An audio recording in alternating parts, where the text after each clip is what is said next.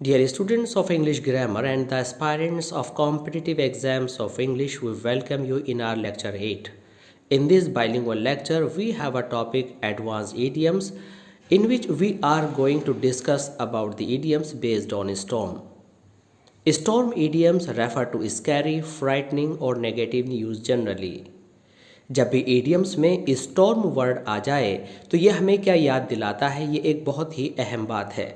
जब हम idioms learn करने के लिए तैयार होते हैं तो हमें कुछ पॉइंट्स निकालने होते हैं कि इस idiom को हम कैसे समझें कि इसका अर्थ हमें लंबे समय तक याद रहे। तो dear aspirants and students and our viewers, हम आपको बता दें कि जब भी idiom में स्टॉर्म वर्ड आ जाए तो वो एक्सेस ऑफ एनर्जी को डिस्प्ले करता है, ऊर्जा की अधिकता को, भयंकरता को और फ्राइटनिंग डरावनेपन को और एक तेज़ी को और गति को रिप्रेजेंट करता है। तो जब भी स्टॉर्म इडियम्स होंगे उसके अंदर कुछ दहशत बढ़ाने वाली, डराने वाली बात होगी। वैसे तो आमतौर से ये नेगेटिव सेंस में यूज़ होते हैं, लेकिन कहीं कहीं इनका पॉजिटिव यूज़ भी होता है। तो स्टॉर्म का मतलब है अधिक ऊर्जा, आपका जोश, आपका पैशन, ये सब स्टॉर्म के अंदर आ सकता है। इससे पहले कि हम अपना लेक्चर 8 शुरू करें students, I would like to thank you for watching our channel, our videos and our lectures on oracy classes of English language. आपके अप्रिसिएशन से हम यहाँ तक पहुँचे हैं और हम पूरी तरह से इस एफर्ट में लगे हैं कि हम आपको वो बेस्ट कंटेंट आपको पहुँचा दें, कि वह विषय वस्तु व कंटेंट्स हम आपको पहुंचा दें जो आपके लिए इंग्लिश लैंग्वेज को लेकर बहुत अहम और ज़रूरी है और आपके जो कॉम्पिटिटिव स्किल्स हैं उनको इम्प्रूव कर सकें। तो स्टूडेंट्स, आइए शुरू करते हैं हम अपना लेक्चर नंबर 8। हमारे इस लेक्चर में जो इडियम्स हैं उनमें पहला इडियम है cook up a storm. Cook up a storm का मतलब है to kick up a storm और to kick up a storm का मतलब है to kick up a row. तो यहाँ पर आप देख रहे हैं कि 3 ईडियम एक साथ लिखे हैं। हम आपको बता दें कि तीनों ही ईडियम्स का एक ही मतलब है, क्या? To get furious, to get angry, यानी नाराज़ हो जाना। तो नाराज़ हो जाने का क्या मतलब है?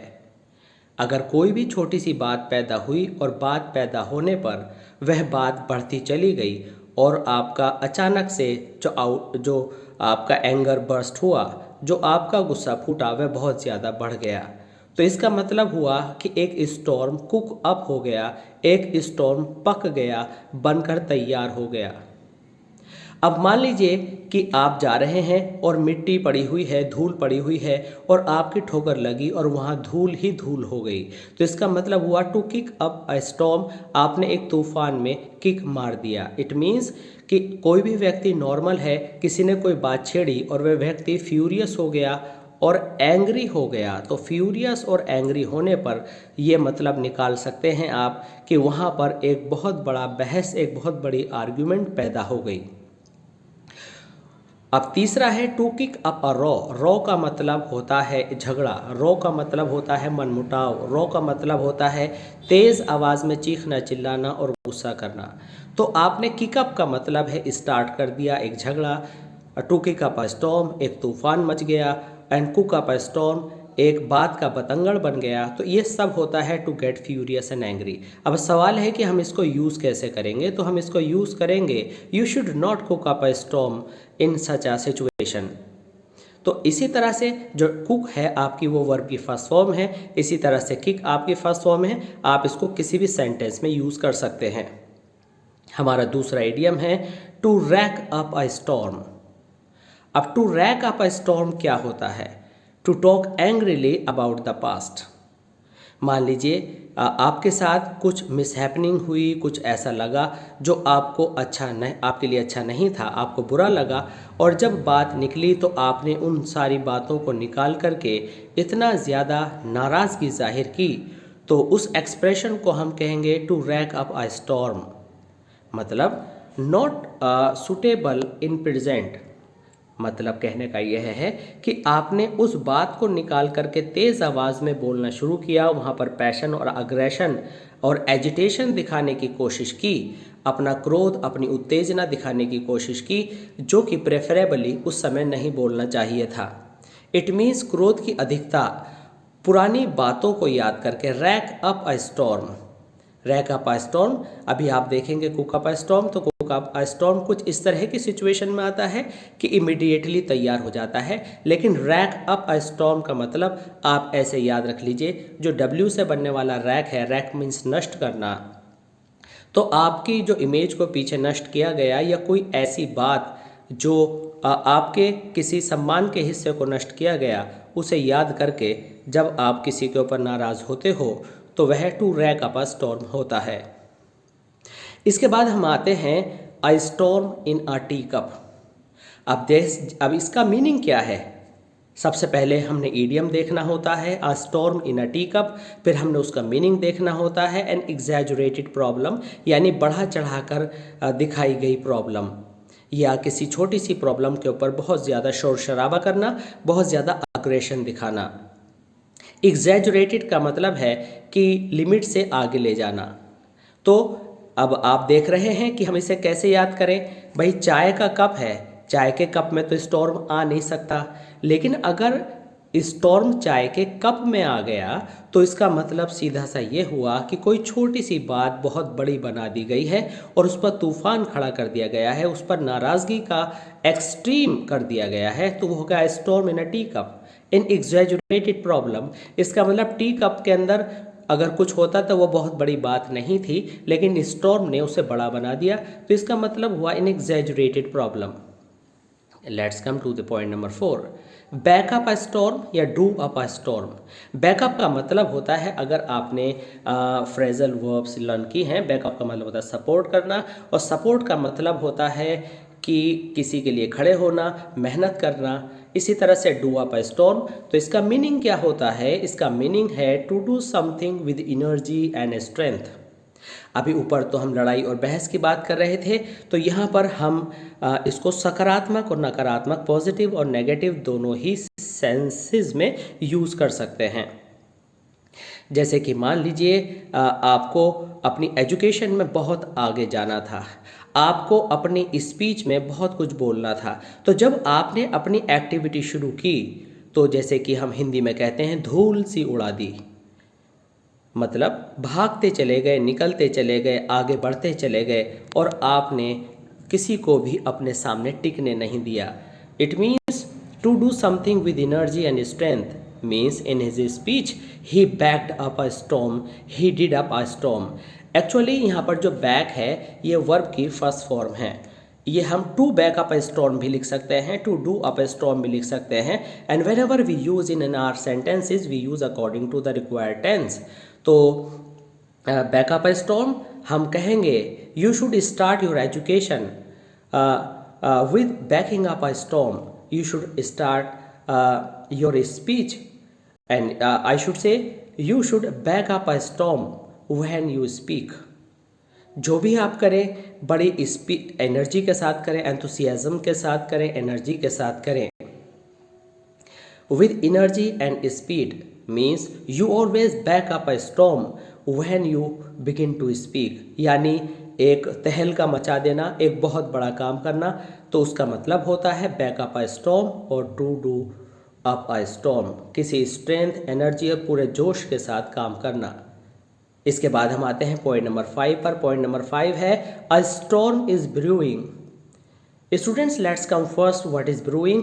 ब्रूइंग का मतलब किसी पेय पदार्थ को तैयार करना होता है, जैसे आपने ब्रू कॉफ़ी सुना होगा। ब्रूइंग का मतलब है कि किसी चीज़ को उबालकर, किसी चीज़ को छोड़ते हैं, पानी आप उबाल रहे हैं, उसमें आप टी लीव्स डाल रहे हैं या कॉफ़ी डाल रहे हैं, और उसके डालने के बाद जो उबाल आने के बाद जो पेय पदार्थ तैयार होता है उसे ब्रूइंग कहते हैं। तो अब इसका मतलब हो गया अ स्टॉर्म इज ब्रूइंग, यानी एक तूफान तैयार हो रहा है। तो स्टॉर्म इज ब्रूइंग या अ ब्रूइंग स्टॉर्म एक फ्रेज के रूप में भी आप इस इडियम को ले सकते हैं। तो आप इसको कैसे लर्न करेंगे? There is going to be trouble, यानी अगर कोई तूफान तैयार हो रहा है तो यानी कि एक नई मुसीबत, एक परेशानी खड़ी होने वाली है।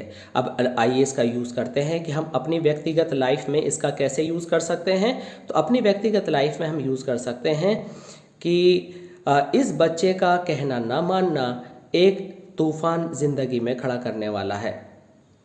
Means disobedience of this disobedience of this student, the disobedience of this child will create a storm, will create a brewing storm. You can also say a storm is brewing definitely if this child doesn't obey anybody.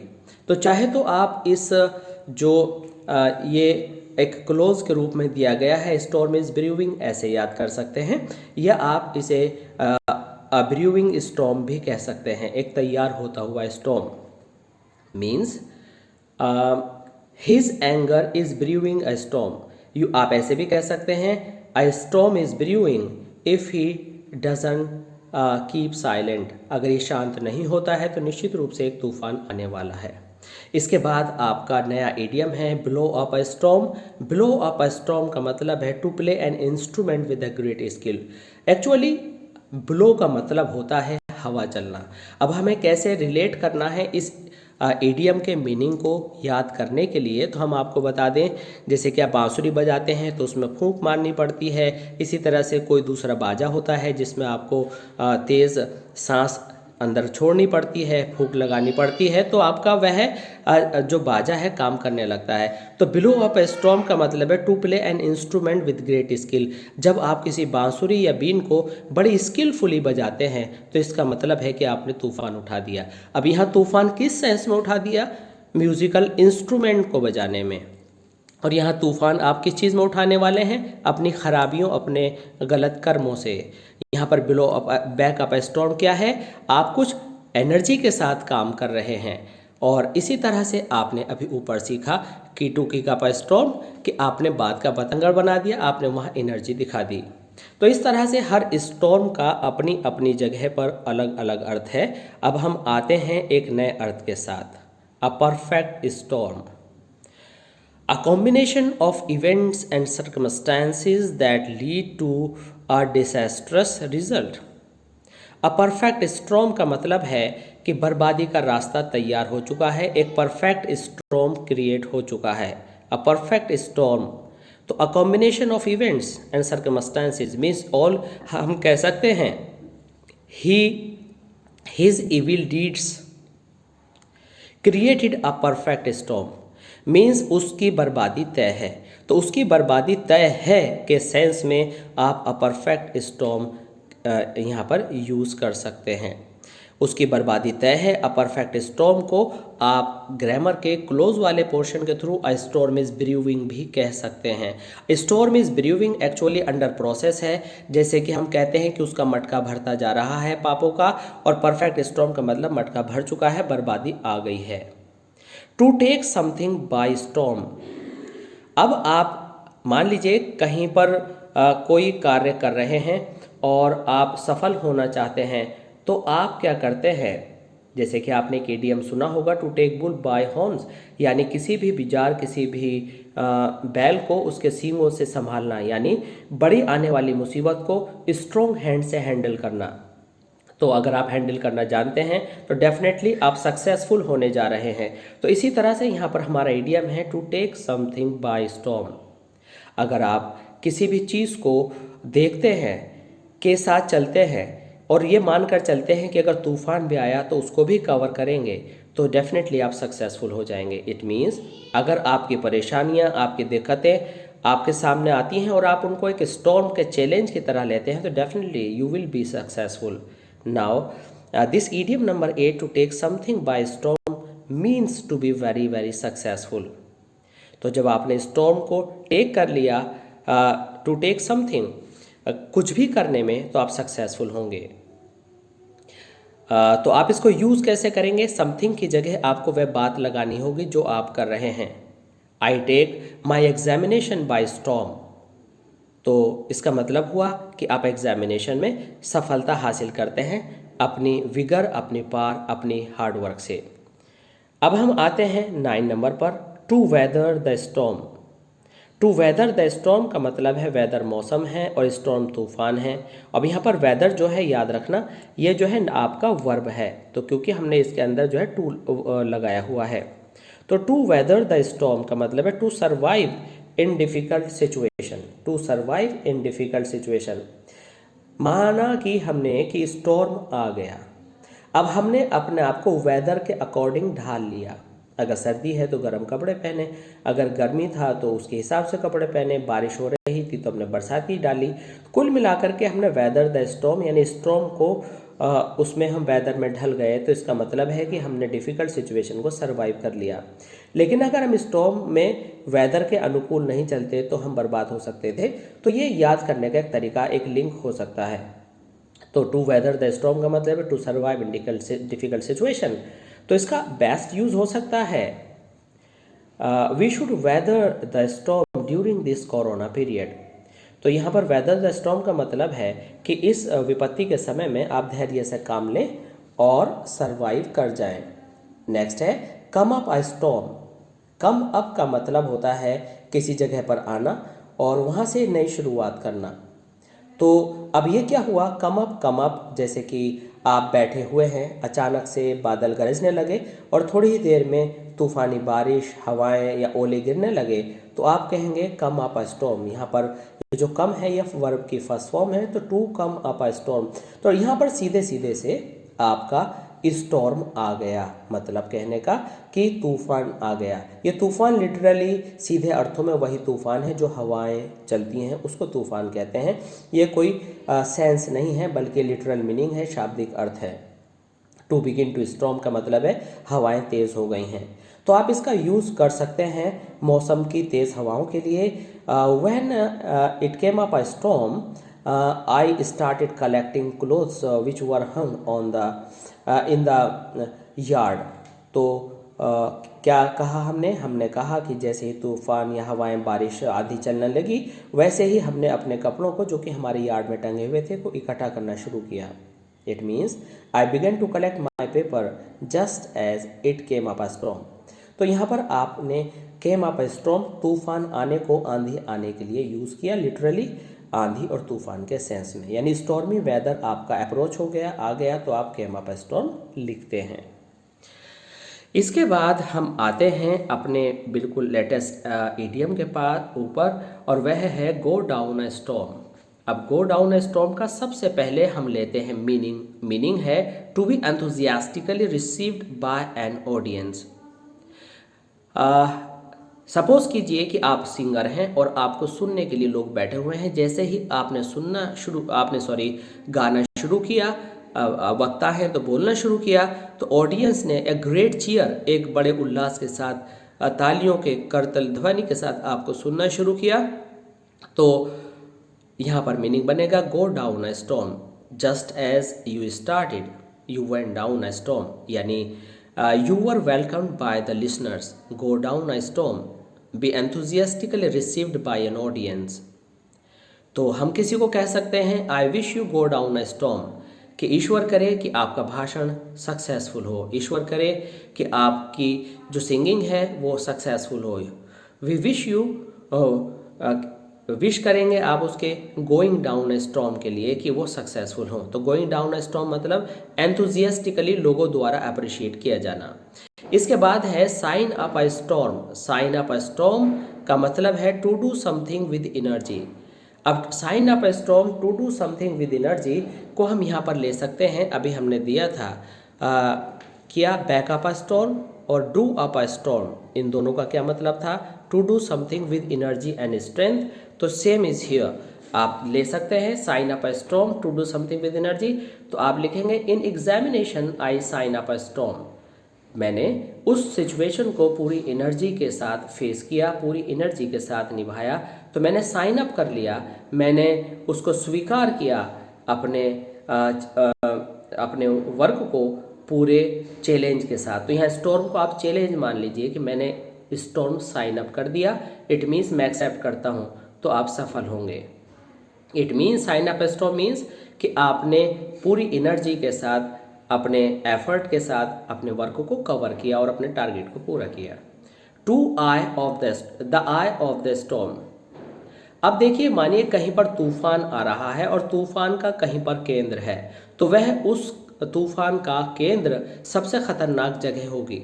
तो यहाँ पर हम इसको English में इस तरह से express कर सकते हैं, एमिड अ डिफ़िकल्ट सिचुएशन। जैसे कि मान लीजिए कि आप अपनी लाइफ की सबसे कठोर और बुरी सिचुएशन के अंदर फंसे हुए हैं, तो आप कहेंगे I am facing the eye of the storm. यानी अगर ये निकल गया तो सब सही हो जाएगा। इट मीन्स स्टॉर्म की आई में होना या किसी तूफान के केंद्र पर होना। एमिड द डिफिकल्ट सिचुएशन या the centre of a bitter and difficult and troublesome situation. The काम LULL बिफोर द स्टॉर्म। आप कहते हैं कि जब किसी समुद्र में तूफान आता है तो उससे पहले एक अथाह शांति होती है। उस अथाह शांति का मतलब हमें कभी कभी खुश नहीं होना चाहिए। उसका मतलब है कि इस शांति का मतलब एक बहुत बड़ी कुछ डिज़ास्टर आने वाला है। लेकिन यहाँ पर इस ईडियम को हम डिज़ास्टर से अलग पॉजिटिव भी यूज़ कर सकते हैं। क्या? द काम द लल बिफोर द स्टॉर्म। आप इसको ऐसे भी ले सकते हैं, a quiet and peaceful period before a great activity. मान लीजिए कि कोई प्रोग्राम शुरू होने वाला है और अभी एक दिन बाकी है, तो एक दिन पहले अभी शांति की स्थिति है, आप अपनी तैयारियां पूरी कर सकते हैं। जहां पर जो प्रिपरेशन करनी है आप उसे पूरा कर सकते हैं और उस प्रिपरेशन को आप एक शांति के समय में पूरा कर सकते हैं। तो आप क्या करेंगे? टू काम और लल बिफोर द स्टॉर्म का मतलब है कि किसी ऐसे समय में काम करना जिसके बाद एक बहुत बड़ी गहमा गहमी और हसल बसल होने वाली है। तो आप कह सकते हैं, please finish your work before the please finish your work in the काम और इन द लल बिफोर द स्टॉर्म। यानी इससे पहले कि मेहमान आए, शोर शराबा शुरू हो, आप अपने कामों को शांति से सुनियोजित स्थापित कर लें, पूरा कर लें। और ये ऐसे भी यूज़ हो सकता है कि जब किसी भारी तबाही से पहले समुद्र में शांति हो, तो ये मुहावरा वहाँ भी आप यूज़ कर सकते हैं। Storm at something to blow with violence. Storm at something का मतलब है, मान लीजिए कि आप बहुत नाराज़ हो गए और आप अपने ऊपर से काबू खो बैठे और आपने ताबड़तोड़ एक्शन लेने शुरू किए। तो स्टॉर्म एट समथिंग, ये डांटना भी हो सकता है, पीटना भी हो सकता है, चिल्लाना भी हो सकता है। हम कहेंगे, why are you storming at this activity. आपको ये एक्टिविटी कितनी क्यों बुरी लगी, क्यों आप बिखर रहे हैं। तो वहाँ जाएगा किसी चीज़ पर तूफान मचाना। तो टू ब्लो विद वायलेंस, तो वायलेंस जैसे कि यहाँ पर इसके सेंस में आ रहा है, तो आप जो है एंग्री होकर के किसी पर अटैक भी कर सकते हैं। तो ये सेंस निकलता है यहाँ स्टॉर्म एट समथिंग पर। We should not storm at everything, ये इसका यूज हो सकता है। हमारे पास यहाँ पर नया आइडियम है, स्टॉर्म इन। स्टॉर्म इन, मान लीजिए कोई सबसे पहले देखते हैं इसका meaning. To enter in an energy, angry way और ब्लस्टरी वे। ब्लस्टरी मतलब फटने वाला, गुस्से वाला। सबसे पहले हमने ईडियम पढ़ा। ईडियम पढ़ने के बाद हमने क्या किया? ईडियम पढ़ने के बाद हमने उसको मीनिंग को कलेक्ट किया। मीनिंग क्या कलेक्ट किया? कि बिलो विद वायलेंस। तो हम नीचे हैं। स्टॉर्म इन यानी स्टॉर्म वाला तूफान इन अंदर आ गया। जैसे कि सेंस के अंदर दे रखा है क्या? एंटर। तो एंटर का मतलब एंट्री हुई। और हमने बताया था बिगिनिंग में कि जो हमारा स्टॉर्म बेस्ड जो हमारा इडियम्स हैं उसका मतलब होता है फ्राइटनिंग और स्कैरी और फुल ऑफ एनर्जी। तो वही चीज़ यहाँ पर है, यानी तूफान अंदर आया तो कोई बड़े गुस्से में बड़ी एनर्जी के साथ अंदर आया। तो स्टॉर्म इन का मतलब हुआ गुस्से में एंट्री करना। स्टॉर्म ऑफ और स्टॉर्म आउट स्टॉर्म इन का ऑपोजिट होगा, ये इसका एंटोनिम होगा। तो इसका मतलब होगा टू लीव एंग्रीली। किसी को गुस्सा आया और वह झटके से किसी भी चीज़ को छोड़कर तेजी से बाहर निकला। तो storm of, double F of.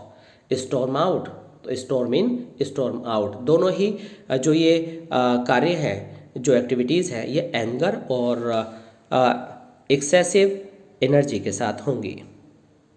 80 number, eight और in the eye of the storm.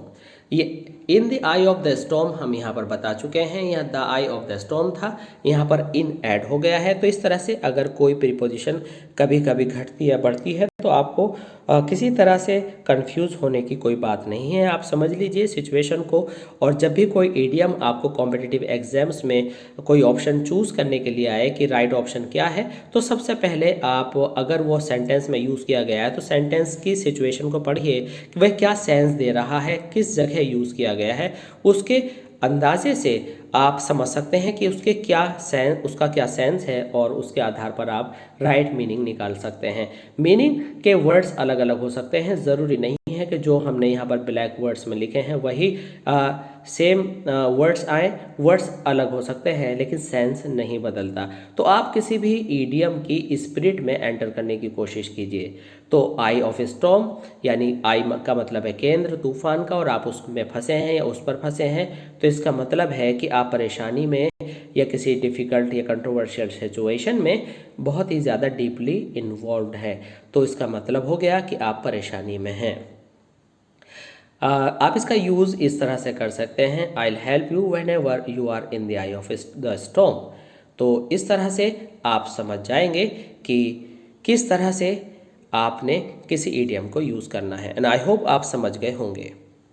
तो स्टूडेंट्स, ये जो आज का टॉपिक है ये आपके लिए बिल्कुल नया है। मैं इनको अगर एडवांस्ड ईडियम्स का कलेक्शन कहूँ तो कोई बुरा नहीं होगा, क्योंकि ये सारे वो ईडियम्स हैं जो जनरली हमारी प्रैक्टिस में नहीं होते हैं।